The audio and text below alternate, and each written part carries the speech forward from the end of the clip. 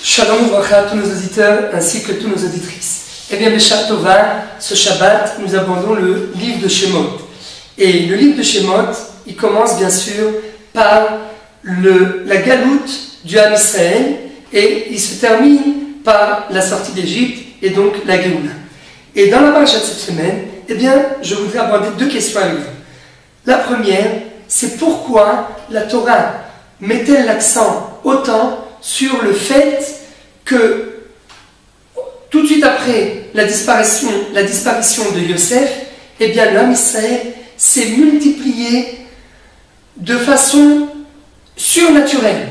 Comme nous dit le Passouk, Uvnei Israël, Parou, Vaishretsu, Vayirbu, Vayatzmu, Bimod, Meod, Vatimale, Haaretz, Otam. 9 termes pour venir définir et pour venir décrire la reproduction surnaturelle, la démographie surnaturelle du Ham Israël au début du livre de Shemot, en nous disant que les Israël se sont multipliés, comme de la vermine, Chas v'Shalom le'avdim. Qu'est-ce que la Torah vient nous montrer, veut nous transmettre comme message à travers ce phénomène de reproduction surnaturelle? Deuxième question que je voudrais aborder avec vous, eh bien c'est en rapport pas avec le début de la paracha, mais avec la fin de la paracha. Tout à la fin de la paracha, dans le Maftir, eh bien la Torah nous raconte que Moshe Rabbeinu vient se présenter devant Akadosh Baruch Hu et il vient en quelque sorte se plaindre. Pourquoi il vient se plaindre? Car Paro, après que Moshe Rabbeinu soit venu sous l'ordre d'Akadosh Baruch Hu, après que Moshe Rabbeinu soit venu se exiger de Pharaon de laisser sortir l'homme Israël d'Égypte, et bien voilà que Pharaon décide non seulement de ne pas laisser sortir l'homme Israël d'Égypte, mais en plus de redoubler de travail vis-à-vis de l'Israël en arrêtant de leur donner de la paille et des briques. À partir de maintenant, nous dit Paro, eh bien l'homme Israël devra lui-même fabriquer les briques. Alors Moshe Rabbeinu ne comprend pas. Il revient voir Akadosh Baruch Hu et il dit, mais attends, je ne comprends pas. Tu m'as dit que tu t'étais souvenu de ton alliance avec Abraham, Yitzhak et Jacob, que tu avais décidé de laisser sortir l'homme Israël, mais qu'est-ce qui se passe? C'est pas la Géoula, c'est la galoute. Non seulement c'est la galoute, mais c'est la galoute encore pire que la galoute dans laquelle il vivait juste avant. Eh bien, et c'est pour cette raison que Moshe Rabbeinu dit à Akadosh Baruch Hu 2 fois. Il lui dit, pourquoi tu fais du mal à ton peuple? Pourquoi tu m'as envoyé? 2 fois pourquoi?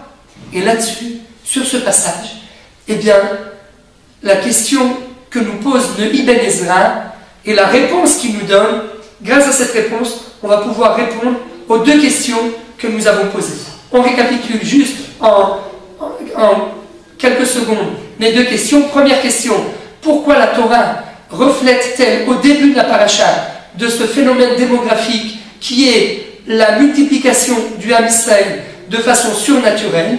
Deuxième question, pourquoi Moshe Rabbeinu vient se plaindre devant Akadosh Baruch Hu à la fin de la paracha en lui disant qu'il est atroce, que non seulement qu'il n'a pas délivré le Ham Israël, mais en plus qu'il vient lui rajouter encore plus de travail.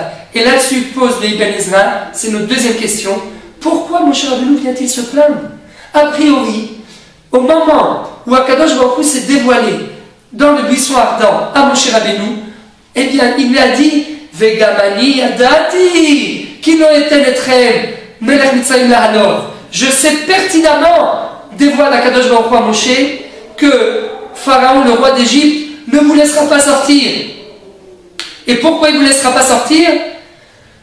Et Akadosh Baruch Hu ne nous dit pas pourquoi Pharaon ne voudra pas laisser le Ham Israël sortir, mais Akadosh Baruch Hu il dévoile à Moshe Rabbeinu que à travers ce refus de laisser sortir les Israël, eh bien Akadosh Baruch Hu va se servir de ce refus pour envoyer des plaies sur Pharaon et toute l'Égypte. Alors pose Ibn Ezra la deuxième question que nous nous posons. Si Akadosh Baruch Hu, au moment de son dévoilement dans le buisson ardent, il a dévoilé textuellement à Moshe Rabbeinu que Pharaon refusera de laisser sortir le Ham Israël quand Moshe Rabbeinu va venir lui demander de les laisser sortir. Alors pourquoi Moshe Rabbeinu vient-il se plaindre maintenant? Il est conscient, il a été mis au courant que Pharaon refusera de laisser sortir le Ham Israël. Pourquoi maintenant il vient se plaindre? Tu étais averti, un homme averti en vaut deux. Donc, le Ibn Ezra ne comprend pas pourquoi Moshe Rabbeinu vient-il se plaindre à la fin de la paracha en nous disant deux fois à Kadosh Baruch Hu, Lama haveota la hamazeh, lama ze shelachtan, vehatzel lo yitzalta et amecha, ומאז באתי לדבר אל פרעה בשמך, הרע לעם הזה, והצל לא הצלת את עמך. Et depuis que je suis venu parler à Pharaon, eh bien Pharaon a fait encore plus de mal au Ham Israël. Et toi, Akadosh Baruch Hu, tu n'as pas délivré le Ham Israël. Donc Ibn Ezra pose la question, qu'est-ce que Moshe Rabbeinu vient-il dire? Il est au courant que Pharaon ne voudra pas délivrer le Ham Israël. Et donc pourquoi il vient se plaindre?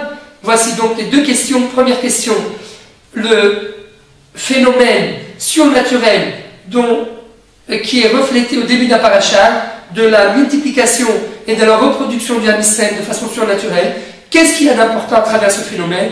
Et deuxième question, pourquoi Moshe Rabbeinu vient-il se plaindre devant Akadosh Baruch Hu après avoir parlé à Pharaon que Akadosh Baruch Hu n'a pas sauvé son peuple, puisque Akadosh Baruch Hu lui-même a dévoilé à Moshe que quand il viendra parler à Pharaon, Pharaon refusera de laisser sortir le Ham Israël. Et donc, si Moshe Rabbeinu est averti, eh bien pourquoi vient-il se plaindre maintenant? Il est averti que c'est le bon déroulement du processus. Réponse, on va répondre d'abord à la deuxième question, et à travers la réponse à cette deuxième question, on pourra comprendre la réponse à la première question. Eh bien la réponse est très simple. Moshe Rabbeinu, le concept de la Géoula d'après Moshe Rabbeinu n'est pas le même concept de la Géoula d'après Akadosh Baruch Hu. Moshe Rabbeinu pensait qu'à partir du moment où il allait venir se présenter devant Pharaon pour lui demander, pour exiger de Pharaon qu'il laisse sortir le Ham Israël, eh bien Moshe Rabbeinu pensait que le processus allait aller de façon décroissante et que l'esclavage allait de façon en s'allégeant. Il s'est dit, il a bien compris Moshe Rabbeinu qu'Akadosh Baruch Hu n'allait pas laisser, que Pharaon n'allait pas laisser le Ham Israël sortir d'Égypte tout de suite. Mais il s'est dit au moins, on va commencer à voir les prémices de la Géoula. De quelle façon? De telle façon à ce que l'esclavage aille en s'atténuant. Et voilà qu'au lieu de cela, qu'est-ce que découvre Moshe Rabbeinu? Non seulement que l'esclavage ne va pas en s'atténuant, mais au contraire, il va en devenant encore plus dur. Il monte encore plus, il s'alourdit encore plus. C'est cela que Moshe Rabbeinu n'a pas compris. C'est pour cela que Moshe Rabbeinu est venu se plaindre devant Akadosh Baruch Hu en lui disant Lama hareota la hamazeh, lama ze shelachthani. Deux fois lama. Pourquoi? Et pourquoi? Mais qui tu es? Toi, ton concept de la Géoula, répond Akadosh Baruch Hu à Moshe, il lui dit, eh bien, ce n'est pas le même concept que le mien.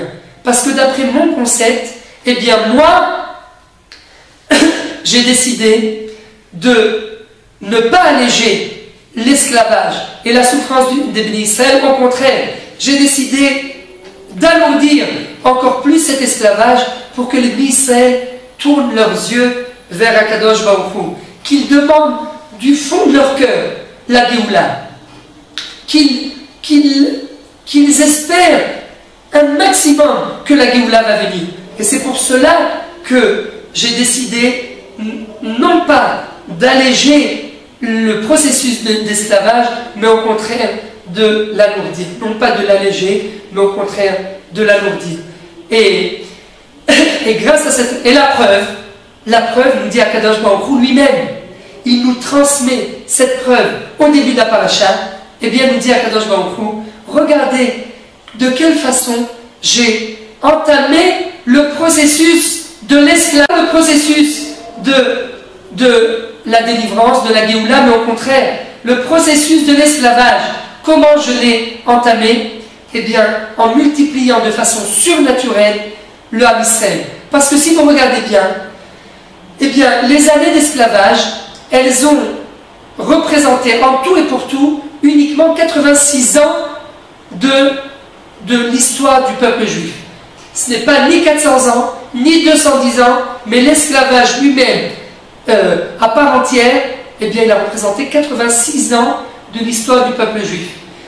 Comment vous expliquer qu'en 86 ans, le Ham Israël est passé d'une famille de 70 personnes, comme nous le dit la Torah au début de la paracha, que Yaakov est arrivé en Égypte et il n'était que 70, il n'était que 70, et en 86 ans, eh bien, ils sont passés de 70 personnes à 4 millions de personnes. Pourquoi? Grosso modo, entre 3 et 4 millions. Pourquoi? Car les Chachamim nous expliquent que ceux qui étaient âgés de 20 ans à 60 ans représentaient 600 000 personnes. Ça, c'est écrit noir sur blanc dans la Torah. Ils ne représentaient que 600 000 personnes, uniquement ceux qui étaient âgés de 20 ans à 60 ans. Sans compter ceux âgés de moins de 20 ans, les enfants et les jeunes de 0 à 20 ans, et sans compter les personnes du troisième âge, âgées de 60 ans à 100 ans, hommes et femmes. Et sans compter aussi les femmes âgées de 20 ans à 60 ans. Donc grosso modo, si on prend en calcul les moins de 20 ans, les plus de 60 ans, et les femmes âgées de 20 à 60 ans, eh bien, on arrive à une population plus ou moins, au moment de la sortie d'Égypte, de 3 millions de personnes. Comment vous expliquer qu'en 86 ans, eh bien, l'homme Israël est passé de 70 à 3 millions de personnes? Une seule explication valable, c'est l'explication que nous donne Akadosh Baruch Hu au début d'un paracha de Shemot. Il nous dit, c'est moi qui suis responsable de cette démographie surnaturelle. Et comme je vous l'ai inscrit au début d'un paracha, où venez Israël, Parou, Vaishretsu, Vairbu, Vayatzmu, Bimod, Meod, Vatimale Haaretz. Les Bnei Israël se sont multipliés comme de la, excusez-moi du terme, Chas v'Shalom, comme de la vermine. Comme nous dit le Midrash, eh bien chaque femme, à chaque accouchement, elle accouchait 6 triplés, 6 tuplés, je ne sais même pas comment on dit. C'est pas des doublés, pas des triplés, pas des quadruplés, mais c'était par 6. Là, c'était non-stop que la femme accouchait. Alors imaginez-vous, une femme, elle a à peu près de l'âge de 20 ans jusqu'à l'âge de 40 ans pour enfanter. Eh bien, Akadosh Baruch Hu a fait un miracle pour que les Bnei Israël se multiplient de façon surnaturelle, très très rapidement. Pourquoi? Tout ça pourquoi? Car il avait un concept de la Géoula bien précis. Akadosh Baruch Hu voulait nous transformer en peuple. Il voulait nous faire passer d'une famille de 70 personnes à un peuple de 3 millions de personnes. Alors c'est vrai que tout au long de ce processus de l'esclavage, tout au long de ce processus de la galoute, eh bien on a passé beaucoup d'épreuves. C'est vrai que c'était pas toujours ce que, en corrélation avec notre concept de la Géoula, parce que nous on aurait espéré que la Géoula, elle vienne facilement, elle vienne sans obstacle, mais Akadosh Baruch Hu, lui, en a décidé autrement.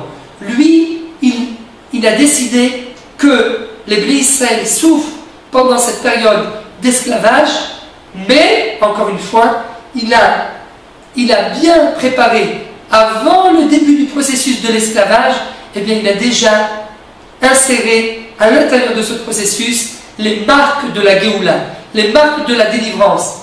Et la preuve, c'est qu'il multiplie de façon surnaturelle le Ham Israël. Alors, quand Moshe Rabbeinu, à la fin de la paracha, vient se plaindre devant Hachem pour lui dire, mais Ribono shel olam, lama haveota la'am hazeh, lama hazeh shelachthani, pourquoi tu fais du mal au peuple juif? Pourquoi tu m'as envoyé Bichlal? Eh bien, Kadosh Baruch Hu vient transmettre à Moshe Rabbeinu et à tout l'Am Israël que le concept de la Géoula, d'après le processus divin, eh bien, n'est pas le même concept de la Géoula d'après d'après l'approche humaine. Si nous pensons que le processus il doit aller tout le temps de façon croissante, eh bien Kadosh Baruch Hu nous prouve que parfois il se peut que dans le processus de la délivrance, il peut y avoir plusieurs obstacles et plusieurs épreuves. Ça ne veut pas dire que nous ne sommes pas dans le processus de la Géoula, tout au contraire, ça veut dire que c'est une partie du processus. Ça veut dire que c'était prévu par Akadosh Baruch Hu et que maintenant, c'est à notre tour d'essayer d'adoucir ces mauvais décrets, d'essayer d'être un maximum associé à Akadosh Baruch Hu dans ce processus pour essayer, Bezrat Hashem, d'adoucir tous les mauvais décrets, non seulement de les adoucir, mais même carrément de les annuler. Et Bezrat Hashem, grâce à cette émouna, en ce processus de la galoute ainsi que le processus de la Géoula, et bien Bezrat Hashem, nous mériterons très prochainement la venue du Mashiach Tzidkenu B'Merav Yameinu. Amen. Ken Yehי Ratzon.